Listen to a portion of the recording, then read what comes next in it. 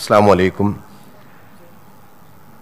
ബഹുമാനപ്പെട്ട വഹാബ് സാഹിബ് പറഞ്ഞ നിഷ്ക്രിയത്വം നമ്മുടെ സമൂഹത്തിൽ വലിയ പ്രതിസന്ധി സൃഷ്ടിച്ചു കൊണ്ടിരിക്കുന്ന ഒരു കാലത്താണ്.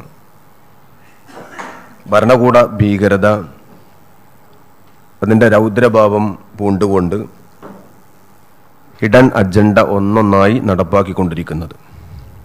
ഒരർത്ഥത്തിൽ നരേന്ദ്രമോദിയുടെ അയാളുടെ അജണ്ട നടപ്പാക്കാൻ പാകപ്പെടുന്ന ഒരു മനസാക്ഷിയായി ഇന്ത്യൻ പൗരൻ മാറിയിരിക്കുന്നു എന്ന ഒരു ദുരന്തത്തിൽ നിന്നുകൊണ്ടാണ് പൗരാവകാശ ലംഘനത്തിനെതിരെയുള്ള ക്യാമ്പയിൻ SKSSF നടത്തുന്നത്. പ്രതികരണവും പ്രതിഷേധവും പ്രതിരോധവും നഷ്ടപ്പെടുന്നിടത്താണ് ഭരണകൂടത്തിൻ്റെ താന്തോന്നിത്തം വിജയിക്കുന്നത്. ഞങ്ങളിവിടെയുണ്ട്, എന്തും നടപ്പാൻ കഴിയില്ല എന്നൊരു പ്രതിഷേധ പ്രതിപക്ഷം ക്രിയാത്മകമായി ഒരു രാജ്യത്ത് ഉണ്ടാകുന്ന പശ്ചാത്തലത്തിൽ ഒരു ഭരണകൂടവും അവരുടെ താന്തോന്നിത്തം നടപ്പാക്കാൻ കഴിയില്ല എന്ന ഇന്നലകളുടെ സത്യത്തിൽ നിന്നുള്ള തിരിച്ചറിവിൽ നിഷ്ക്രിയമാകുന്നൊരു സമൂഹത്തെ അതിൻ്റെ ഒരു മണ്ണ് പാകപ്പെട്ട ശേഷമാണ് നരേന്ദ്രമോദി അധികാരത്തിൽ വന്നത്. ഓരോരോ പരീക്ഷണങ്ങൾ നടത്തുമ്പോഴും കാര്യമായ പ്രതിഷേധങ്ങളും പ്രതികരണങ്ങളും ഇല്ല എന്ന് ബോധ്യപ്പെടുന്ന ഒരു പശ്ചാത്തലത്തിൽ ഒന്നൊന്നായ അജണ്ട നരേന്ദ്രമോദിയും മോഡിസവും പുറത്തെടുക്കുന്നു എന്നതൊരു സത്യമാണ്. ഈ കഴിഞ്ഞ കുറച്ച് നാളായി ഒരു നിലക്കും രാഷ്ട്രീയ പ്രസ്ഥാനത്തിലായിരുന്നാലും മതരംഗത്തായിരുന്നാലും പൗരന് അവൻ്റെ പ്രതിഷേധം പ്രകടിപ്പിക്കാനുള്ള നാവ് പേന ചലിക്കുന്നില്ല എന്ന ഒരു വല്ലാത്ത ഒരു ഹതഭാഗ്യരായി ഇന്ത്യ മാറിക്കൊണ്ടിരിക്കുന്ന ഒരു ചിത്രത്തിൽ നിന്നുകൊണ്ടാണ്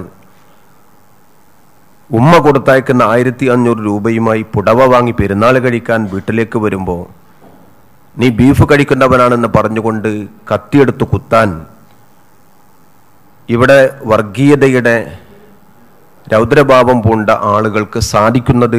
എന്നിട്ടും നമ്മളൊക്കെ നിഷ്ക്രിയരായി മാറുന്നു.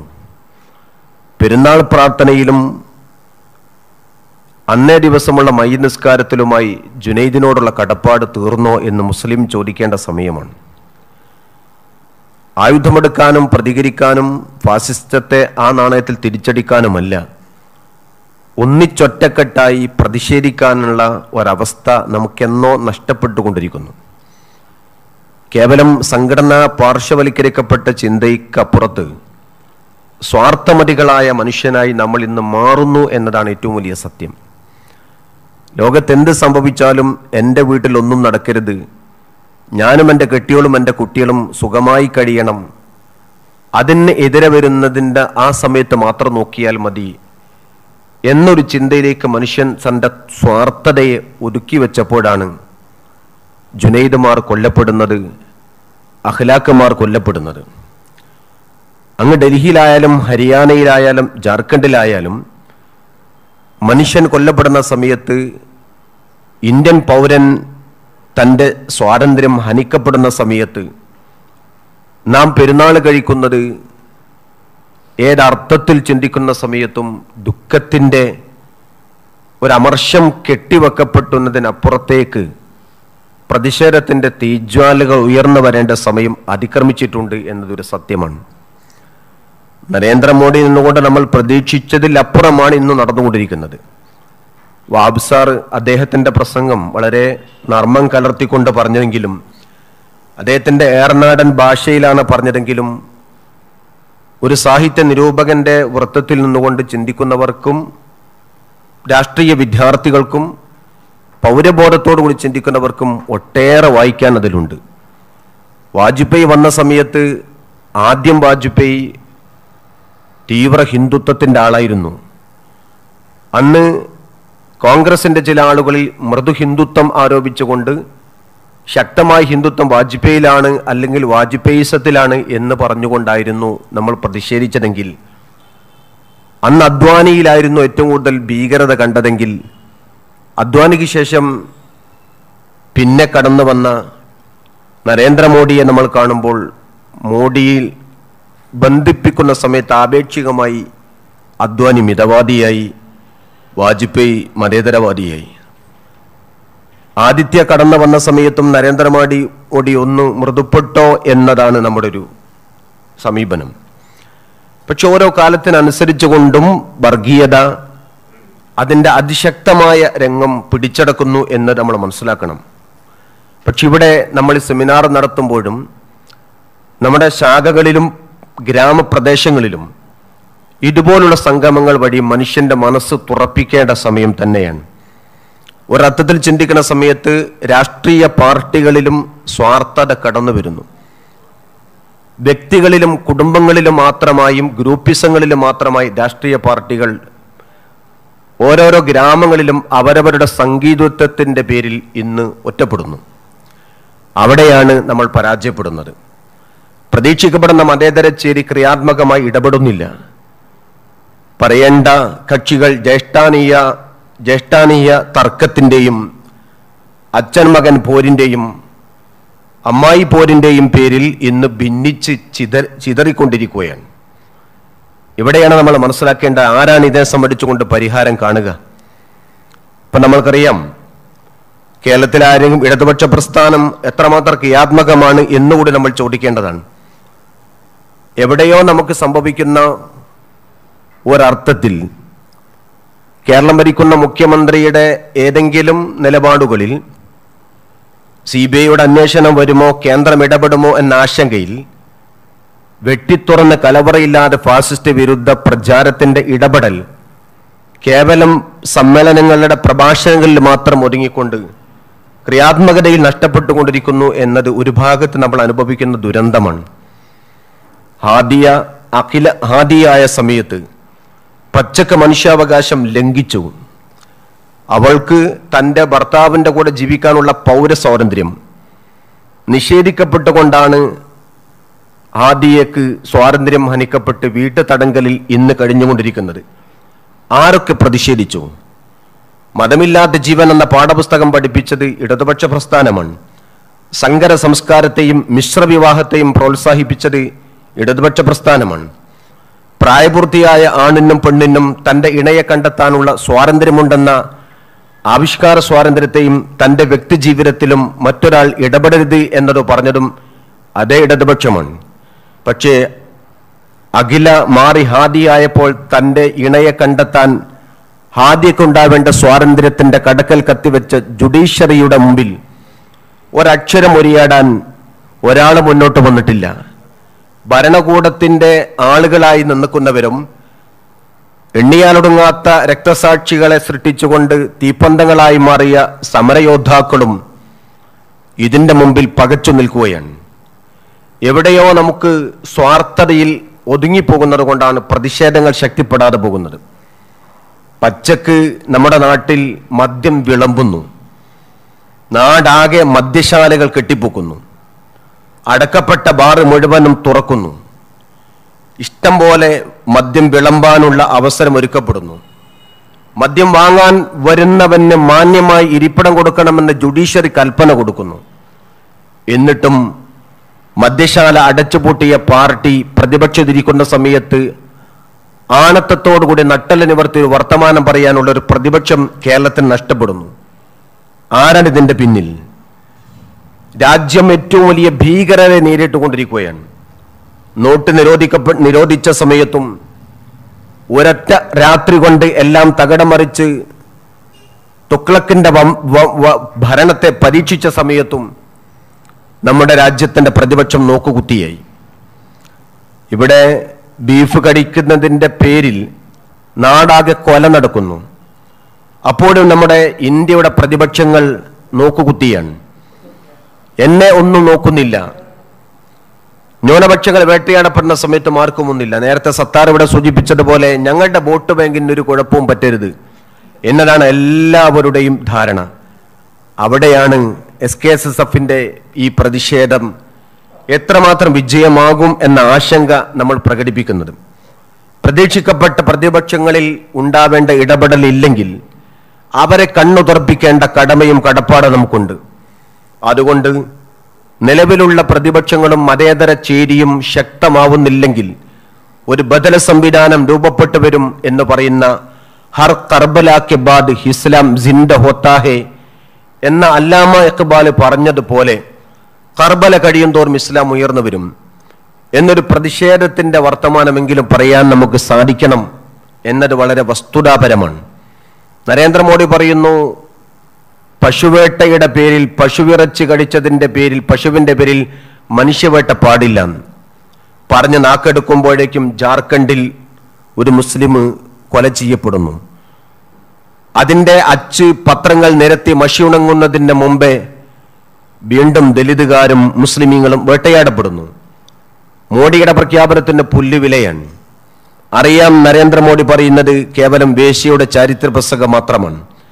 ഒരു ഭാഗത്ത് കയറൂടി വരുന്ന സംഘപരിവാറിന്റെ വർഗീയ പട എങ്ങനെയാണ് ഒരു സംഘം ആളുകൾക്ക് ഒരു ട്രെയിനിൽ ഒരു മനുഷ്യനായ പാവപ്പെട്ടവനായ ഒരു 16-കാരനെ വയറ്റിലേക്ക് കത്തികൊണ്ട് കുത്താനുള്ള പ്രേരണ കിട്ടിയത്? ആ കുറ്റത്തിൽ കൊണ്ട് നരേന്ദ്രമോദിക്ക് ഒഴിഞ്ഞു മാറാൻ പറ്റുമോ? ഇവിടെ കൊലപാതകികളെ അറസ്റ്റ് ചെയ്യുന്നു, അല്ലെങ്കിൽ അറസ്റ്റ് ചെയ്യുന്നു എന്ന നാടകമുണ്ടാക്കുന്നു, അല്ലെങ്കിൽ പ്രധാനമന്ത്രി നിലപാട് പറയുന്നു. ഇത് പറയുന്നതിൻ്റെ അപ്പുറത്തുണ്ടാകുന്ന ഒരു വല്ലാത്തൊരു ഭീതി ഉണ്ടാക്കുന്നത് ആരാണ്? പശുവിന് വേണ്ടി മനുഷ്യനെ കൊല്ലണം എന്നൊരു ചിന്ത ഒരു സമൂഹത്തിന്റെ മനസ്സിലേക്ക് ഉണ്ടാക്കിയ വിഷവിത്തു പാകിയതാരാണ്? അതിൽ നിന്നുകൊണ്ട് മോഡിക്കെന്നല്ല, കേരളത്തിലെ ഇന്ത്യയിലെ സംഘപരിവാരത്തിന് ഒരാൾക്കും ഒഴിഞ്ഞു മാറാൻ പറ്റില്ല.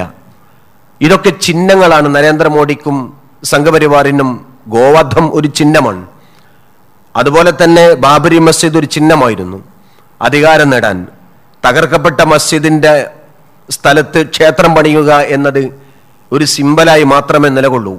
പണിയും എന്നല്ലാതെ പണിതാൽ ആ ചിഹ്നം നഷ്ടപ്പെട്ടു. ഗോവധം നിരോധിക്കില്ല, നിരോധിക്കുമെന്ന് പറയും.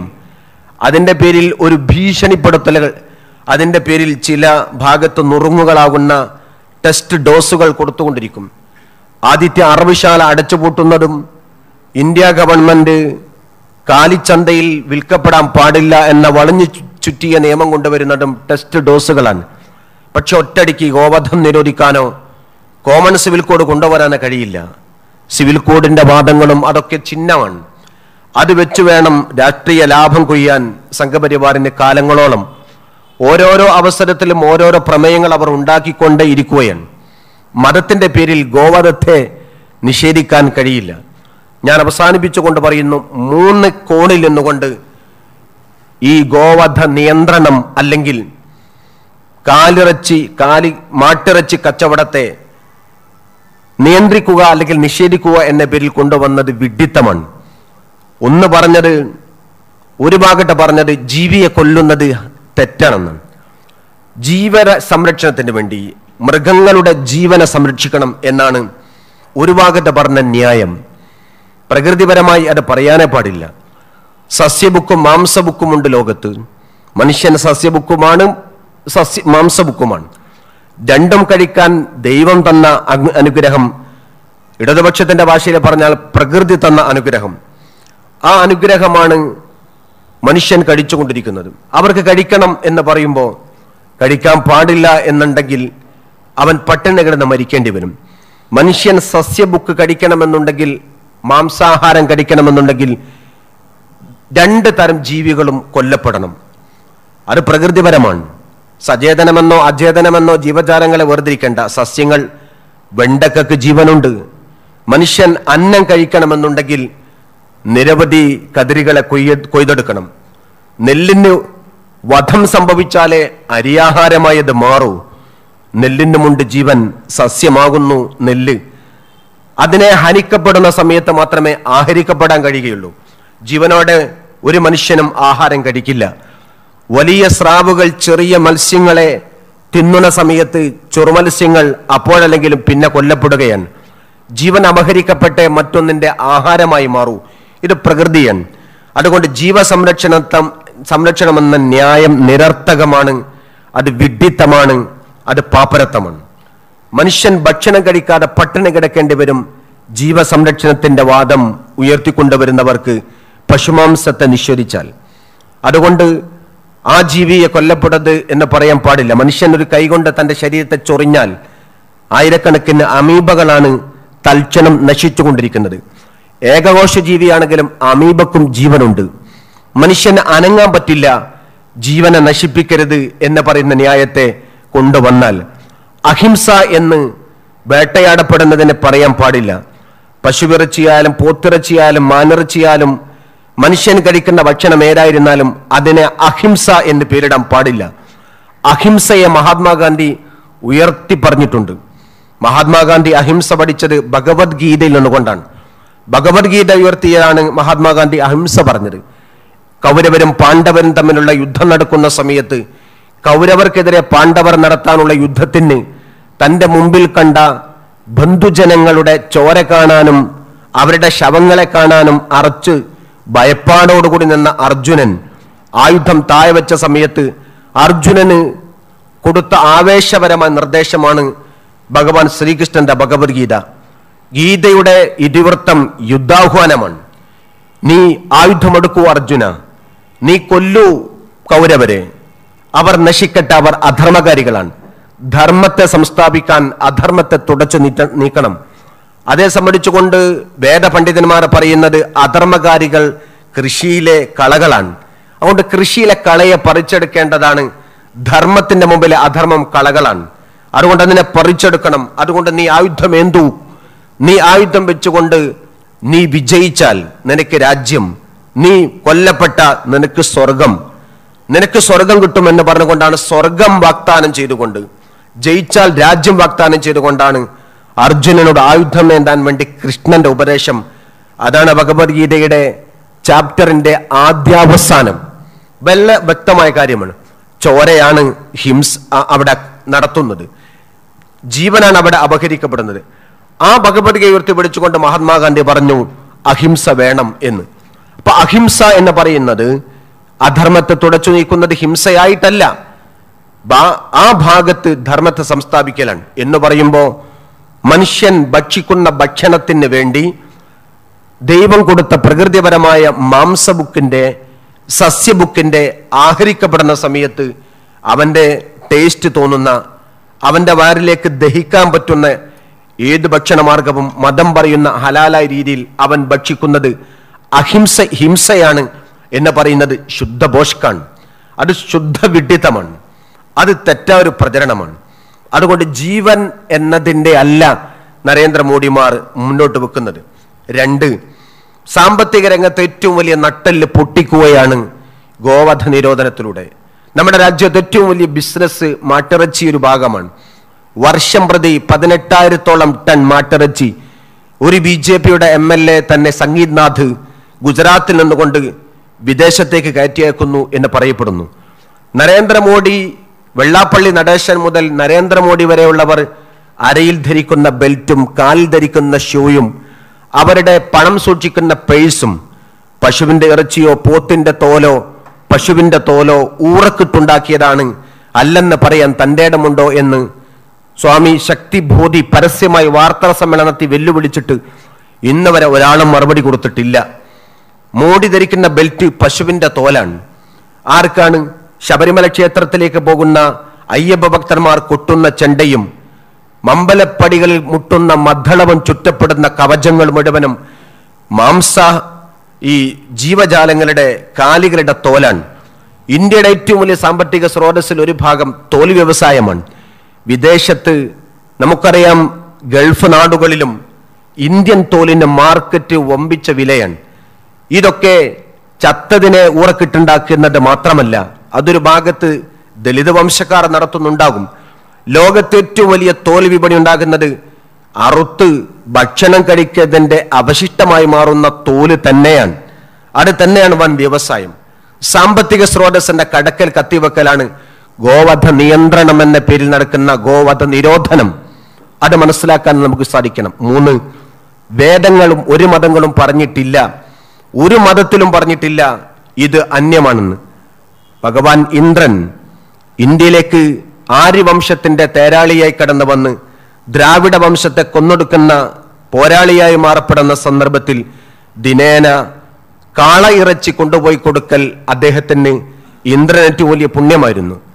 ഓരോ ദിവസവും 18 പോത്തെന്ന വിധത്തിൽ 18 കാളകൾ എന്ന വിധത്തിൽ ഇന്ദ്രന്റെ ആഹരിക്കപ്പെടുന്ന ഭക്ഷണമായിരുന്നു എന്ന് ഋഗ്വേദത്തിന്റെ നിരവധി ഭാഗത്ത് പരാമർശ വിധേയമാണ്.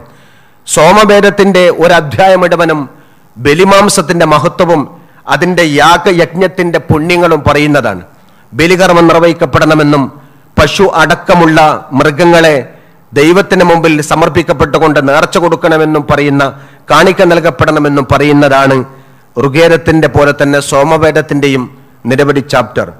അതോടൊപ്പം ഭഗവാൻ രാമൻ ഇന്ത്യ ഭരിക്കുന്നതിന്റെ മുമ്പ് 13 കൊല്ലം ഭരതൻ ഇന്ത്യ ഭരിച്ചു. രാമൻ അന്ന് കാട്ടിലാണ്.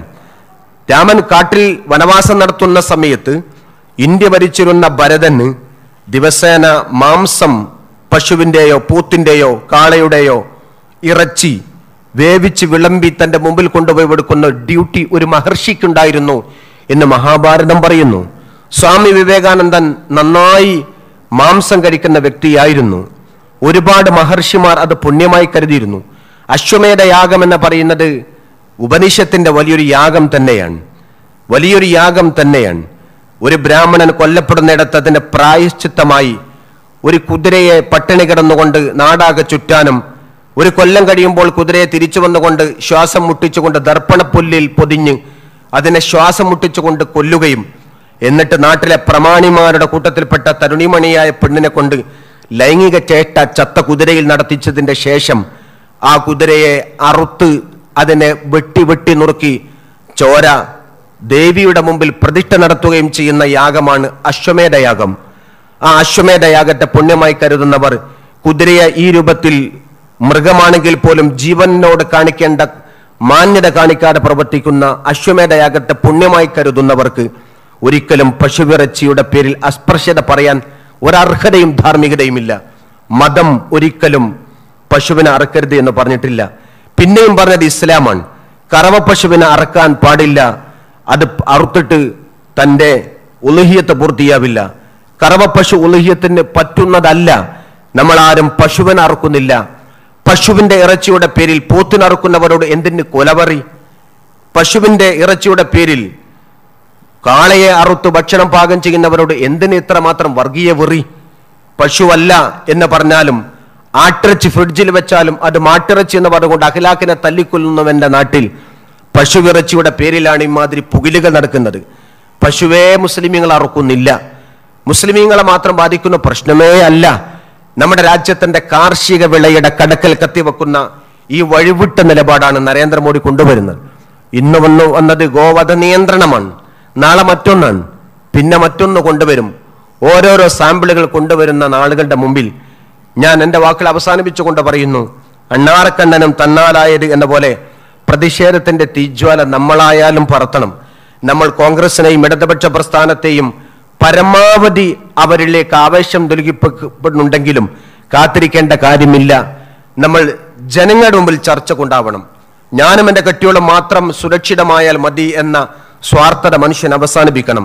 അതുകൊണ്ടൊരു ന്യൂനപക്ഷ പ്രതിഷേധത്തിന്റെ ഭാഗത്തിന്റെ അപ്പുറത്ത് പൗരന്റെ പ്രതിഷേധമായി നമ്മൾ ഇതിനെ കാണുകയും പൗരബോധത്തെ ഉണർത്തിക്കൊണ്ടു ചെയ്യുകയും വേണം എന്നൊരു ചിന്തയാണ് SKSF ഇട്ടുതരുന്നത്. ഈ ചിന്ത പടർന്ന് പന്തലിക്കട്ടെ എന്ന് ആഗ്രഹിച്ചിട്ടുകൊണ്ട് വആഖിറു ദഅവാന അനിൽ ഹംദുലില്ലാഹി റബ്ബിൽ ആലമീൻ. അസ്സലാമു അലൈക്കും വറഹ്മത്തുള്ളാഹി വബറകാതുഹു.